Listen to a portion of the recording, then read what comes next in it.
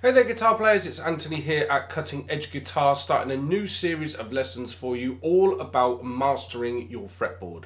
This is a big problem for a lot of people that I see in my career as a guitar teacher, and in this series of lessons I want to give you a big insight into how I help my students learn their fretboard.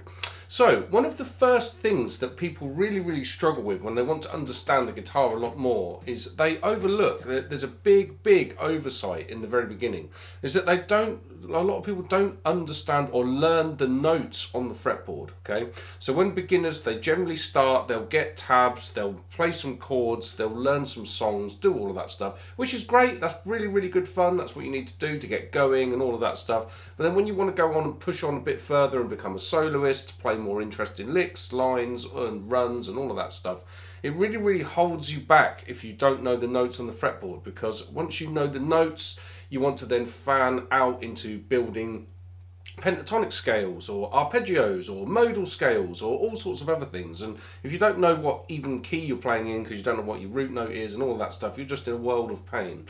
So I get my students to learn the notes on the fretboard straight off the bat. Now, one of the ways that I get them to do this is we take an octave of the guitar, the low octave, okay, so from the open strings up to the 12th fret. What we'll do in this particular session here, we'll discount the open strings, we'll just do fretted notes. What I get them to do is I'll get them playing one particular note, so we pick a key, let's say it's the key of A.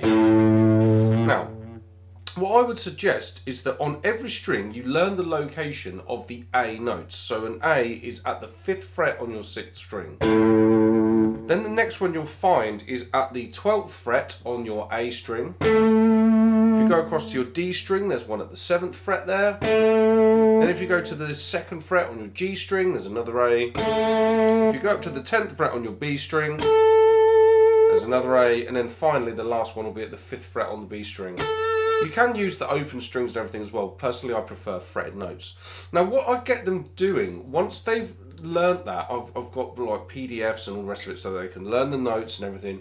But the next thing you want to do is start playing through them. Now, originally, I used to get them doing this to a metronome, but a lot of people find the tick-tock of a metronome is quite a difficult thing to listen to. So I use a practice tool that is called iReal Pro, okay, which I want to just show you that now. So this is iReal Pro. Now I've got this open on my computer screen here, and I've got a song chart that I've made. So this song chart will go through a number of different chords and all of that sort of stuff. But what I'm actually going to do, I'm just going to highlight this first chord for 2 bars, A minor 7. I'm going to click play and get that going round. It sounds like this.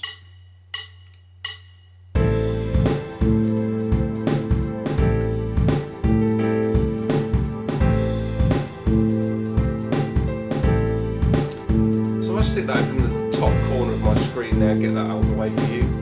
What I would now ask my students to do at this point is to start playing those notes. So find those A notes and play them along with the track like this.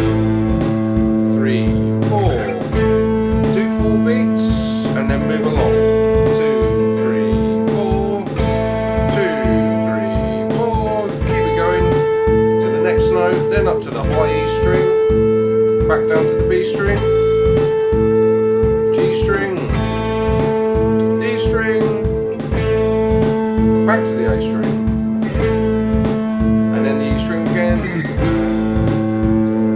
Now, this represents a really good excuse to practice other elements. Like you could take, for example, if you want to work on your alternate picking at the same time that you're working on your knowledge of the fretboard, take that root note that we're using there and then just be like... So what I'm doing there is I'm practicing the alternate picking, going on 1 and 2 and 3 and 4 and 1 and 2 and 3 and 4 and probably do 2 bars on that and then move immediately to the next note. If you've got your guitar on you and you want to try that along with me, by all means do. So what I'm going to do is play 1 and 2 and 3 and 4 and 1 and 2 and 3 and 4 and then move to the next note on the next string. We're going to go all the way up to the 5th fret on the high E string and then all the way back down. Let's do it. When I count this in, 1, 2, 1, 2, 3, 4. Change to the next note. Change again. Change again.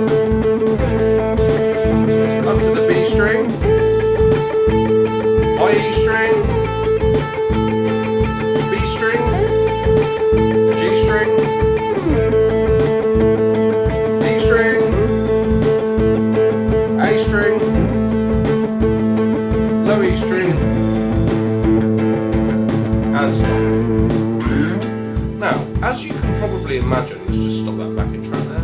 There are loads and loads of different ways that you can practice that. Absolutely hundreds of them. I include a lot of different things like that over at my online learning platform, Cutting Edge Guitar. Obviously, you want to go through and get all of the different notes down. There's ways that I teach people about doing it so that you can do it over, like taking all of the notes out of a particular scale and do it that way. You can do it so that you're focusing on your vibrato. You can do it so that you're focusing on pinch harmonics at the time that you're doing it, what have you. You can use it as a warm-up. It's just something that you might say, right, today I'm going to pick 3 notes. I'm going to do 1 minute on each note before I do the rest of my session, and then go on like that, so you keep on top of it.